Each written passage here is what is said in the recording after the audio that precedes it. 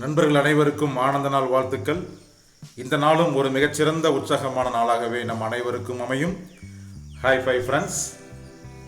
இந்த ego topic பார்த்துட்டு இருந்தோம் இல்லைங்களா? இப்போ அதுக்கான ஆன்டிடோட் என்ன? ஒருவேளை அந்த ஈகோ ஃபார்ம் ஆகிடுது, நம்ம அந்த ஈகோனால ஒரு எக்ஸ்பிரஷன் கொடுத்துட்டோம், அப்போ அதை எப்படி அதை ரிவர்ஸ் பண்ணி கொண்டு வர்றது அப்படிங்கிறதுக்கான பதிவு தாங்க இன்றைக்கி பார்க்க போகிறோம். அந்த ஆன்டிடோட் வந்து மூன்று விஷயங்கள் தாங்க. சூழ்நிலைக்கு ஏற்ற மாதிரி இந்த மூன்றில் ஏதோ ஒன்று அப்ளை பண்ணிட்டீங்கன்னா நீங்கள் உங்கள் ஈகோவனால் ஏதாவது ஒரு அஃபெக்ட் ஆகியிருந்தால் கூட அதை நம்ம ரிவர்ஸ் பண்ணிக்க முடியும் அப்படிங்கிறது தாங்க. அதுக்கான 3 மந்திரங்கள்னு கூட சொல்ல முடியும், 3 மந்த்ராஸ்ன்னு கூட சொல்லுறாங்க. ஃபஸ்ட்டு இது என்னென்னு பார்த்தீங்கன்னாக்க, முதல் இது லெட் இட் கோ. இப்போ யாராவது ஒருத்தர் வந்து ஒரு தப்பே பண்ணிடுறாங்க அப்படின்னா, ஒன்று சரி விடுங்க, அது போகட்டும், பார்த்துக்கலாம். இப்போ நாம் சொல்கிறத அவர் புரிஞ்சுக்கல, அவர் தப்பாக பண்ணிடுறாரு அப்படின்னா அதை புரிய வைக்கிறதுக்கு முயற்சி பண்ணலாம், ஒரு விஷயம். இன்னொன்று வந்து நமக்கு எகென்ஸ்டாக ஒரு விஷயம் நடந்துருச்சு அப்படின்னா அது மேல் நம்ம ஒரு கோவப்படாமல், இல்லை அதை ஒரு பழி வாங்கணுங்கிற எண்ணம்லாம் இல்லாமல் தவிர்க்கிறதுக்கு இந்த இடம் ரொம்பவே பயனுள்ளதாக இருக்கும். லெட் இட் கோ அப்படின்றதுங்க. செகண்ட் மந்த்ரா பார்த்தீங்கன்னா, ஐ எம் சாரி. சப்போஸ் நாம் தப்பு பண்ணுறோன்னு தெரிஞ்சதுன்னா உடனடியாக நாம் அதை மன்னிப்பு கேட்க தயாராக இருக்கணுங்க. அப்போ ஐ எம் சாரிங்கிற வார்த்தை கொடுத்தீங்கன்னா ஆட்டோமேட்டிக்காக அது எல்லாம் அப்படியே சரி பண்ணிக்க முடியும். இந்த வார்த்தைகள் எல்லாமே உணர்ந்து சொல்லணும், ஃபீலிங்கோடு சொல்லணுங்க, நாட் பை ஜஸ்ட் வேர்ட்ஸ்.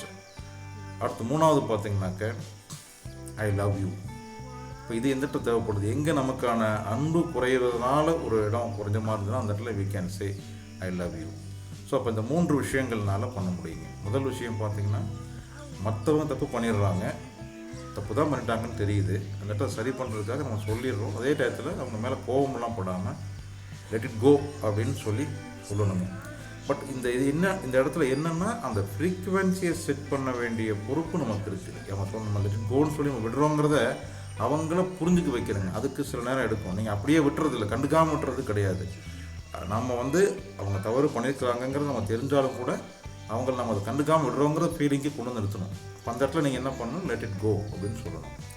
தவறு தான் பண்ணியிருக்கிறாங்க, சரி பரவாயில்ல இருக்கட்டும் விடுங்க அப்படின்னு நம்ம சொல்கிறோம். பரவாயில்லையே, நம்ம தப்பு பண்ணியிருந்தால் கூட அதை ஏற்றுக்கிட்டாரு அப்படிங்கிற உணர்வு அவங்க வரக்கூடிய இடத்துல ஒரு நிறுத்திட்டு அதை செய்யணும். கண்டுக்காமன்றது மீனிங் ஆகிடக்கூடாதுங்க, அதுக்காக சொல்கிறோம். இது ஃபஸ்ட்டு மந்த்ரா. செகண்ட் வந்து பார்த்திங்கன்னா, இப்போ நம்ம தப்பு பண்ணிட்டோம்னா உணர்ந்து நம்ம சாரி அப்படின்னு நம்ம ஃபீல் பண்ணி சொல்லணும். அந்த இது கண்டிப்பாக அந்த ஒரு மன்னிப்பு நம்ம கேட்குறோங்கிற இடத்துக்கு வந்துட்டோம், மன்னிப்பு கேட்குறோம், உணர்ந்து கேட்குறோன்னு அவங்க ஃபீல் பண்ணிட்டாங்கன்னா அதனுடைய நெகட்டிவ் எல்லாமே அதில் போயிடுங்க. நெகட்டிவ் எஃபெக்ட் எல்லாம் அதில் போயிடும், பாசிட்டிவாக சேஞ்ச் ஆகிடுங்க. ஈகோனால் வந்த நெகட்டிவ் எஃபெக்ட் நம்மளால் தப்பு இருந்ததுன்னா அதை ஐ எம் சாரி கேட்டுடணும். 3வது விஷயங்கள், நம்ம கேர் பண்ணலை அப்படின்னு ஒரு இடத்துல வருதுன்னு வச்சுக்கோங்களேன். நம்ம கேர் பண்ணிக்கல, மிஸ் பண்ணிட்டோம் அப்படின்னு தோணுச்சு, அந்த இடத்துல நம்ம அன்பை கொடுத்தோம்னா சரியாயிடும்னா அந்த இடத்துல இந்த ஐ லவ் யூங்கிறத யூஸ் பண்ணிக்கலாம். Here I mean the care, concern. I don't mean the romantic love, I mean the concern and care, right? So அப்போது இந்த 3 விஷயங்கள் மூலமாக, 3 மந்திரங்கள் மூலமாக நம்ம ஈகோனால் ஏற்படக்கூடிய நெகட்டிவ் எஃபெக்ட்ஸுக்கு சரி பண்ணிக்க முடியும். So these are the mantras to nullify the ill effects of ego. I hope you all understand. This will be useful. Thank you.